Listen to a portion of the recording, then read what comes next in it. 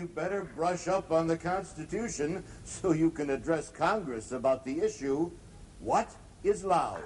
The president isn't allowed to speak to Congress unless invited. Consider yourself invited.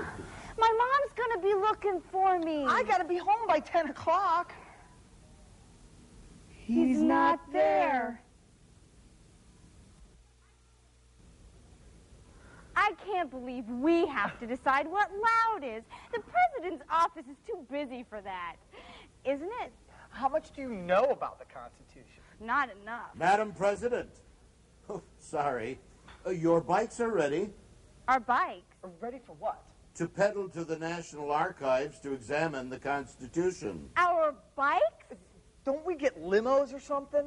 Usually, but this isn't the usual, is it? He's got that right. Hey, guess that means hit the road. Guess so.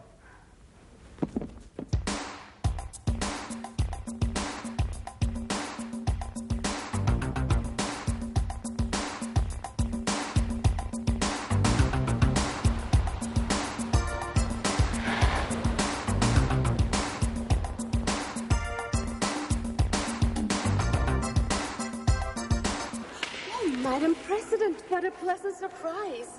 We had no idea you were coming. That makes two of us. Yeah. Do you notice anything odd or kind of strange about me? Did you cut your hair? No.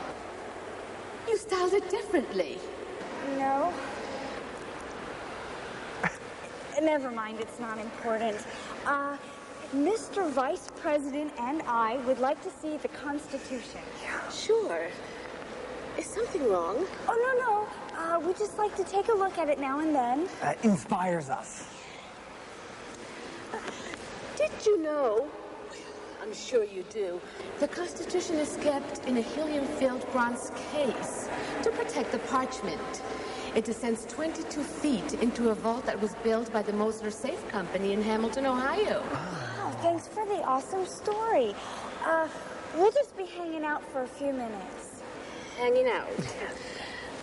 I'll be over here if you need me. Okay, thank you. Ravi, do you know any history on this? Well, the interesting thing is that the Constitution wasn't the first plan written for the new U.S. government. I know. The Articles of Confederation. When each colony became a separate state, they still needed to hang together for defending themselves and stuff like that. So they formed a central government under the Articles of Confederation. The United States, 13 states at the time, had to come up with a plan for the new lands they got north of the Ohio River and east of the Mississippi. They weren't states yet and were northwest of the original 13. They called it the Northwest Territory. The plan for that territory was the Northwest Ordinance. The ordinance laid out the rules for becoming a state. Ohio was the first territory to become a state, then Indiana, Illinois, Michigan, and Wisconsin. Well, the ordinance was big on everybody getting public education and guaranteeing the rights to a trial by jury and freedom of religion. Well, not only that, but slaves were not allowed in the Northwest Territory. We know a lot about all that, but what about the Constitution? Oh, let's read the preamble. It sort of explains it. Excuse me for listening, but the Constitution will be very hard to read because it's kept under filtered lights. Here, why don't you read this copy? Thank you. Okay.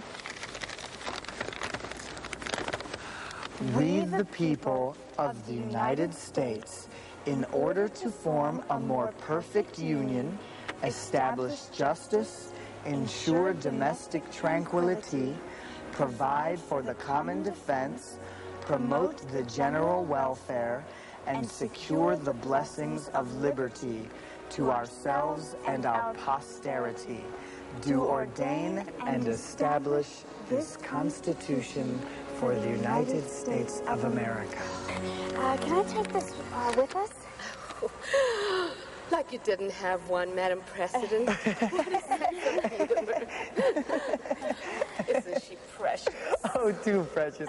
Way too precious. Well, it's time to go. Let's go. Gotta go. Bye. Bye.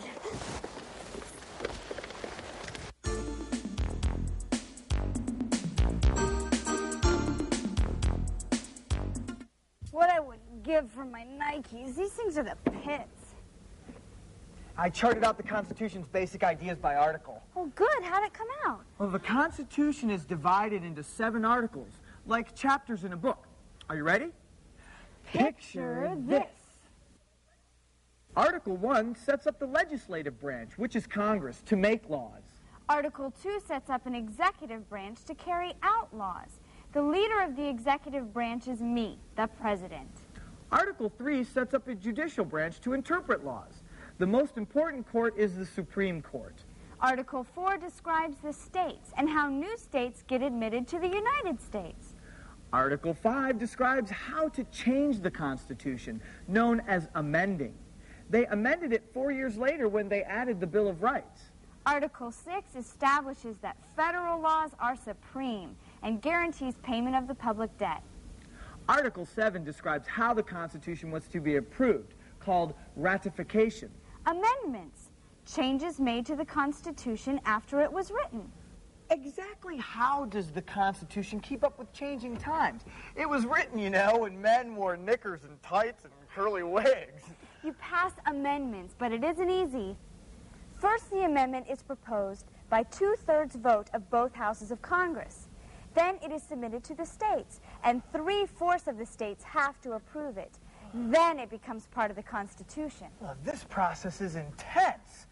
I guess it keeps out all the goofy stuff, though. Still, the rules and procedures of Congress, the powers granted to Congress, I don't see anything in there about loud music. Oh, maybe they're in the amendments. There are 10 of them just in the Bill of Rights. The Constitution did say that there are 3 branches of government. Maybe one of the branches can decide the issue. The 3 branches of government are legislative, they have the power to make laws. Executive, they have the power to enforce laws. Judicial, the power to interpret laws. So what I'm thinking is that maybe this loud music issue should go to one of the branches. Or that one of the legislative branches has already made a law about this.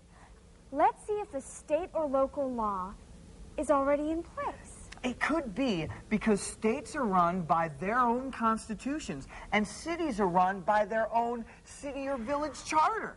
I bet the local charter can define loud and get this out of our hair. Can you tell me, was that loud? What? Or not? What? Was you talking to me? Jeez, blast our eardrums out. Did the kid tell you if she was being bothered by a local law or just by her parents? No, but there's a city council meeting in Warren, Ohio, where they're discussing this very issue. I think you and the vice president should go. No, I'm sorry, presidents and vice presidents don't go to city council meetings. That's right. They do now.